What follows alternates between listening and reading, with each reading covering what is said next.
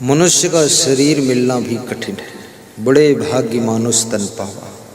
मनुष्य जीवन की महिमा कितना शास्त्रों में बताई गई है कि जिसका बहुत बड़ा भाग्य होता उसको मनुष्य का शरीर मिलता।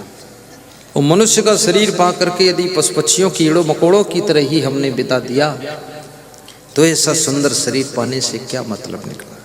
साधन धाम मोक्ष कर द्वारा पाए न जय परलोक समारा। यही मनुष्य का शरीर भगवान श्री राम को मिला था, जिन्होंने ऐसा भक्ति किया, ऐसा सत्कर्म किया, ऐसा जीवन जिया कि भगवान बन गए। यही मनुष्य का शरीर कृष्ण को मिला था, वो भगवान बन गए। यही मनुष्य का शरीर मीरा को मिला था, वो महाभक्त बन गई। यही मनुष्य का शरीर महाराणा प्रताप को मिला था, वो वीर बन गए।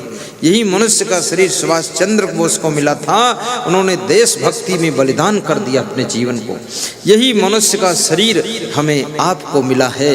यही मनुष्य का शरीर तो रावण कंस को मिला था, उसने गलतियां करके अपने को बदनाम कर दिया। याद रखना, मनुष्य का शरीर तो हमको आपको सबको मिला है, लेकिन इस शरीर का प्रयोग हम कहाँ करते हैं, ये बात बड़ी समझदारी की है। इसका सही प्रयोग कीजिए। और मनुष्य जीवन में बहुत सी चीजें प्रकृति की ओर से निःशुल्क भी आपको मिलती है। जैसे आपको बुद्धि मिली है, इस बुद्धि के लिए कोई पेमेंट करना पड़ा आपको, निःशुल्क मिली। अब इस बुद्धि से कितना काम ले पाते हो आप, और कहाँ काम ले रहे हो, कहाँ बुद्धि लगा रहे हो, और कितनी बुद्धि प्रयोग कर पा रहे हो।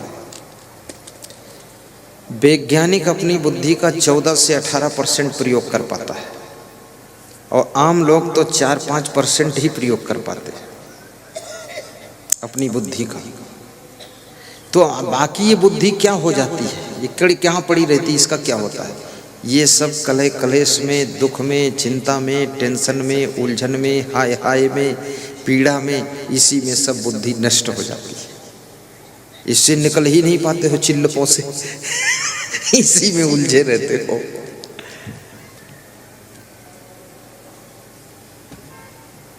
इसलिए अपनी बुद्धि को कलह कलेश में भी मत गंवाइए, परिवार की उलझन में भी मत गंवाइए।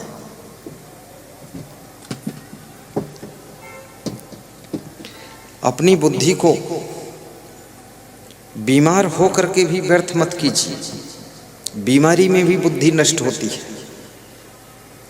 स्वस्थ रहने की कोशिश कीजिए, और स्वस्थ रहने के लिए 5 किलोमीटर रोज पैदल चलिए, और तेज चाल में चलिए। तेज चाल में चलने से, दौड़ना संपूर्ण व्यायाम है, दूध संपूर्ण आहार है, और सत्संग संपूर्ण साधना है। आप दौड़िए। हमारे यहाँ एक संत है, उसकी उम्र 70 साल है, रोज सुबह दौड़ता है। तो हमने कहा दौड़ रहे हो बाबा जी? बोले डेली दौड़ता हूँ। पूरे भंडार गृह का वो प्रबंधक है, दौड़ लगाता है 70 साल। दौड़ ना सको तो लंबी चाल चलो। लंबी चाल पैदल चलने से 5 किलोमीटर आपको बुखार नहीं आएगा, सर्दी जुखाम भी बिरले होगा, आपके बदन में दर्द नहीं होगी, आपकी बुद्धि का स्मरण बढ़ेगा, आपको थकान दिन भर नहीं लगेगी, नींद गहरी आएगी, और खुशियां ज़्यादा बनी रहेंगी। बैठे मत रहो, और अपनी छत के ऊपर चलो जाकर, सड़क पर मत जाओ, कोई ठोकर मार देगा, पैर टूट जाएंगे। छत के ऊपर राउंड कीजिए, बाहर कहीं जाने की जरूरत नहीं। और महिलाओं के लिए तो सबसे जरूरी काम है, क्योंकि महिलाओं के सारे काम समाप्त हो चुके। मशीन आटा मारती है, मशीन गेहूं पीसती है, अब इनको गेहूं पीसने के लिए भी नहीं बचा। तो कितनी महिलाएं तो दिन भर दांत पीसती रहती, गुस्सा करती रहती। धान कूटने को भी नहीं बचा, तो कितनी स्त्रियां तो अपने बच्चों को कूटती रहती। और धान भी मशीन कूटती है। रसोई में भी समय ज़्यादा नहीं लगता है, कुकर आ गया, वहाँ भी सिस्टम सब हो गया, कपड़े धोने की मशीन आ गई। तो आपके काम सब मशीनों ने छीन लिया है। पुरुषों की काम भी छीना है मशीनों ने। बैलों के पीछे खेत जोतते थे, अब ट्रैक्टर पर बैठकर एक दिन में 50 एकड़ की जुताई कर देते हैं, वो भी काम खत्म हो गया। अब ट्रैक्टर को चारा डालने की भी जरूरत नहीं, वो खड़ा है मस्त, पेट्रोल पंप पर तेल डाला चल दिया। साइकिल चलाने की जरूरत नहीं, मोटरसाइकिल पर बैठ लिया, स्टीयरिंग संभालना, चले गए। कार, इसलिए इस देश के अंदर अब व्यायाम की जरूरत है, कसरत की जरूरत है, मेहनत की जरूरत है। अन्यथा आप देखिए आपके घर का पैसे की कमाई 20% दवाई पर ही खर्च हो रहा है। बहुत पैसा दवाई पर जा रहा है, बहुत बीमारियां लोगों को है। कमर दर्द तो अक्सर है लोगों को, कमर दर्द, प्रायः लोगों को घुटना दर्द है। अब कमर में दर्द क्यों है? क्योंकि कमर का एक्शन ही नहीं हो पा रहा है। खड़े होकर के खाली पेट कमर को पकड़कर दोनों साइडों से और घुमाइए ऐसे, आप 10 बार इधर, 10 बार उधर, 10 बार ऐसे ऐसे, 10 बार आगे पीछे, देखिए कमर में दर्द कभी नहीं रह जाएगी, सारा खत्म हो जाएगी। अब कमर जब घूमेगी नहीं तो उसमें दर्द होती ही रहेगी। और ठंडी भी मत लगने दो कमर में, पीठ में, रीढ़ में, घुटनों में, ठंडी से भी बचो। और अरहर की दाल, तुअर की दाल कम खाओ। 40 साल की उम्र के बाद इसे बंद करो। तुअर की दाल से जॉइंटों में दर्द होने की विशेष संभावना रहती है। 40 साल की उम्र के बाद शक्कर बहुत कम कर दीजिए, तेल, घी, मिर्च, मसाला कम कर दीजिए, एकदम 2% लीजिए। और ये ऐसी चीज़ें आपको बदसूरत भी बनाती हैं, शरीर की सुंदरता को नष्ट करती हैं। जिन चीज़ों के खाने से पेट खराब होता वो चीज़ें मत खाइए। गाजर जरूर खा लीजिए, थोड़ा मूली खा लीजिए, ये इसमें फाइबर होता है, पेट की कब्जियत को नष्ट करेगा, भूख बढ़ाएगा। भूख कम करने वाली दवा कभी मत लीजिए, भूख बढ़नी चाहिए। भूख लग रही इसका मतलब तुम स्वस्थ हो, और भूख नहीं है इसका मतलब तुम बीमार होने वाले हो। भूख तो इतनी होनी चाहिए, खाओ 2 घंटे बाद फिर भूखे हो जाओ। देखिए घोड़ा खाता है और भूखा हो जाता तुरंत। क्यों? क्योंकि घोड़ा खाता और हंसता भी है, खाते समय भी ही करता है, इसलिए उसका सब हजम हो जाता है। तुम खाते समय भी रोते रहते हो, न जाने किस टेंशन में रहते हो। कभी तो ही करो तुम भी, घोड़े से भी सीखो। मैं कुत्तों को देखता हूँ सुबह सुबह खेल कूद आपस में करते हैं, एक दूसरे के पीछे दौड़ते हैं, गिराते हैं, उठते हैं, भागते हैं, पूंछ पकड़ते हैं, व्यायाम करते हैं। कुत्ते, चिड़ियाँ व्यायाम करती हैं, लेकिन मनुष्य न चिड़ियों से सीखेगा, न कुत्तों से सीखेगा, न घोड़े से सीखेगा। ये तो अजीब प्राणी है, इसका कुछ अद्भुत कारनामा है।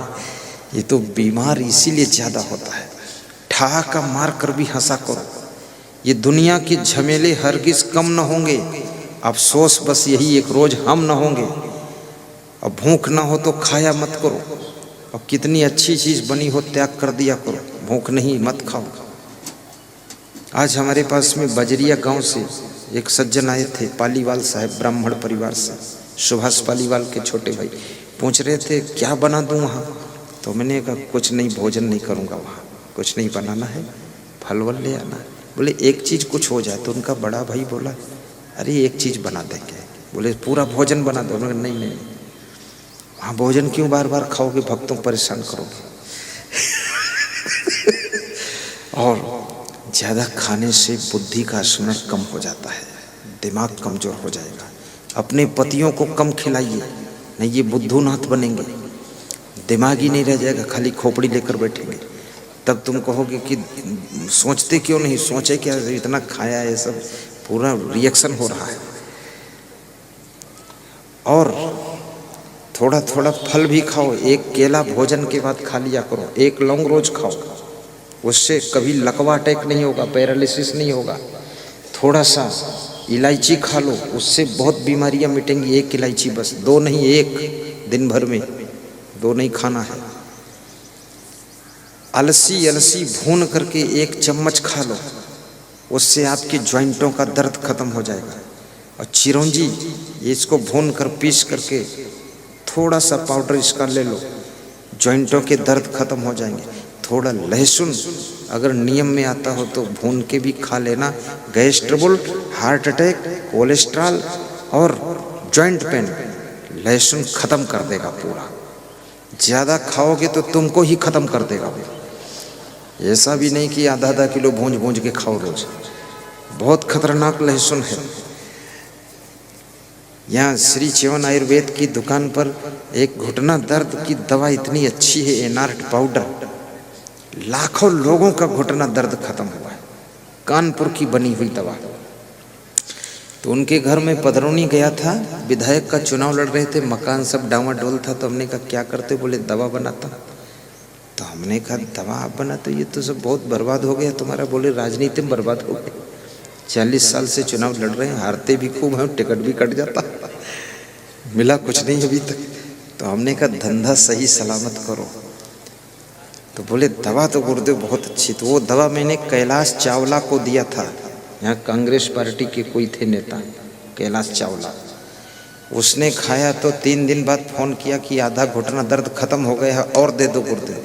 मैंने कहा मेरे पास नहीं है, वो तो मुझे 1 पीस दिया था, तुम्हें दे दिया। तो बोले और मंगा दो। तो हमने कहा एड्रेस उसी में लिखा होगा, फ़ोन करके मंगा लो। अरे बोले गुरुदेव मैं कहाँ झंझट में पड़ूँ, आप कुछ व्यवस्था करा दो।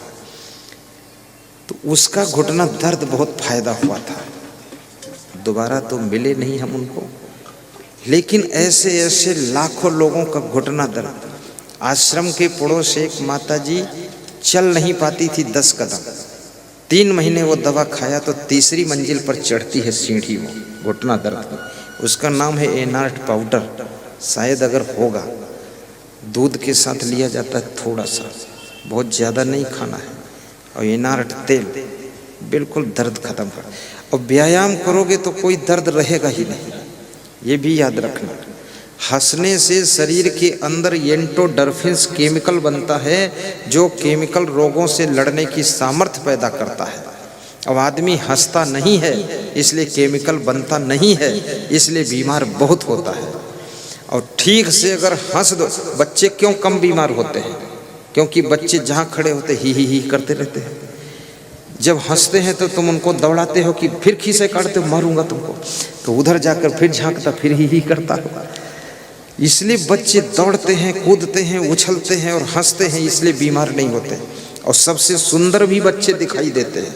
और ज्यों ज्यों उम्र बढ़ती है त्यों तो शरीर बदसूरत होता जाता है, क्योंकि हंसना भी बंद हो गया, क्योंकि हमारा उछलना कूदना भी बंद हो गया, इसलिए बीमारियां हैं और बदसूरत शरीर हो जाता है। मैं निवेदन करूंगा कि थोड़ा हंसना भी बढ़ाइए और थोड़ा सा आप व्यायाम भी कीजिए, थोड़ी मेहनत कीजिए, अपने घर के पीछे सब्जी भी उगाइए।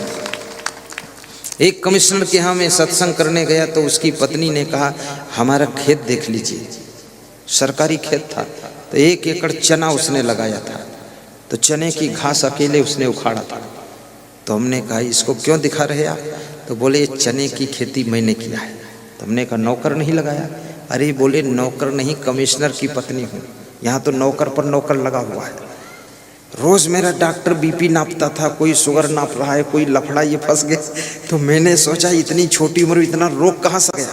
तो एक डॉक्टर ने कहा मेहनत करो तो डॉक्टर की ज़रूरत नहीं रहेगी। तो मैंने चने के खेत की घास उखाड़ना शुरू किया तो मेरी बीमारी सब निकल गई। महिलाओं को चाहिए घर के पीछे थोड़ा सब्जी उगा लो, ताजे टमाटर खाओ, ताजी भिंडी खाओ। ये लफड़ा डॉक्टर को पैसा फालतू वहाँ क्यों देते, भीड़ बचाते हो। स्वास्थ्य को सुधारो। और दवा कितनी खा लो फिर भी आपको वो सुख नहीं मिलेगा जो बिना बीमारी के सुख मिलता है। बीमार हो गए, रोग लग गया, और रोग भी ऐसा विचित्र है, एक बार शरीर में रोग घुस गया तो उसका जड़ से निकलना मुश्किल है। जड़ से निकलना मुश्किल। शुगर की बड़ी खतरनाक बीमारी है। और शुगर क्यों होता है आपको पता है? हमें पता क्यों होता है। ज़्यादा सोचने से शुगर होता है, गहरी नींद न सोने से शुगर होता है, टेंशन चिंता करने से शुगर होता है, काम ना करने से शुगर होता है, पैदल ना चलने से शुगर होता है, अधिक मीठा खाने से भी शुगर होता है, ना हंसने से शुगर होता है, दुखी रहने से शुगर होता है, बहुत क्रोध करने से भी शुगर होता है। तो ये सब संसार में इतना उलझन में क्यों पड़ोगे? अपने शरीर को सब। पहला सुख जो स्वस्थ काया, अपनी काया को संभालिए। मुस्कुराते रहो, गुनगुनाते रहो। गाइए गाइए भरद्वाज, दीपक भरद्वाज। मुस्कुराते रहो, गुनगुनाते रहो। वक्त जीवन का यूं ही निकल जाएगा, मुस्कुराते रहो, गुनगुनाते रहो।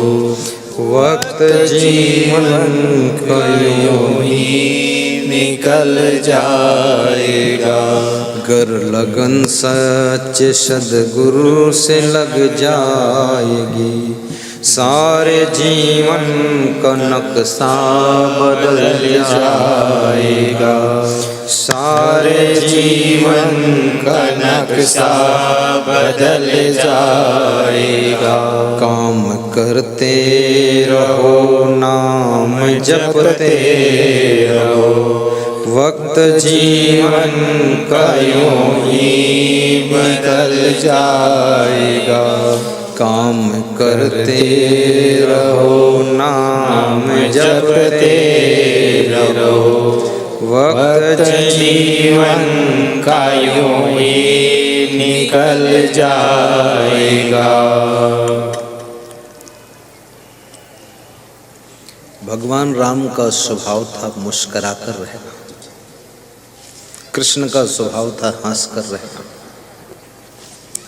कबीर का स्वभाव था प्रसन्न होकर रहना, स्वामी महावीर का स्वभाव था शांत रहना, बुद्ध का स्वभाव था ध्यान में रहना। कभी शांत भी रहा करो, कभी ध्यान में रह लो, और कभी प्रसन्न भी रहो, कभी मुस्कुरा कर काम करो, और कभी हंस भी दिया करो। राम, कृष्ण, कबीर, महावीर, बुद्ध, ये तुम्हारे एक में ही फिट हो जाए, 5 in 1, ये 5 महान पुरुष तुम्हारे एक में दिखाई देना चाहिए। राम, लक्ष्मण, भरत, शत्रुघ्न, कभी राम बन के कभी श्याम बन के, भजन है ना। ऐसे कभी राम का रूप धारण करके पिता की आज्ञा का पालन करना, लक्ष्मण का रूप धारण करके भाई की सेवा कर देना, भरत बन करके अपने भाइयों से प्रेम करना, शत्रुघ्न बन करके अपने घर में कभी कभी मौन भी रहना, सबको जवाब मत देना। कभी शत्रुघ्न का रूप तुम में प्रकट होना चाहिए, सबको जवाब नहीं देना चाहिए, क्योंकि कुछ लोग ऐसे होते जिनको जवाब दे दोगे तुम्हारा पूरा सिस्टम बिगड़ेगा। मैं नासिक में गया था तो एक सज्जन मुझसे मिले, बोले जिस मकान में आप स्नान करने आते हैं इस मकान का मालिक मैं था। तो हमने कहा फिर क्या हुआ? बोले ये मेरे बाप का मकान है। तो हमने कहा फिर आपका क्यों नहीं? बाप कहाँ है? बोले बाप परलोक चले गए और ये मकान बहन को मिल गया है। तो हमने कहा तुम्हें क्यों नहीं मिला? बोले मैंने बाप को जवाब बहुत देता था, बात लड़ाता था, गाली भी देता था, बाप के ऊपर हाथ भी उठा लेता था।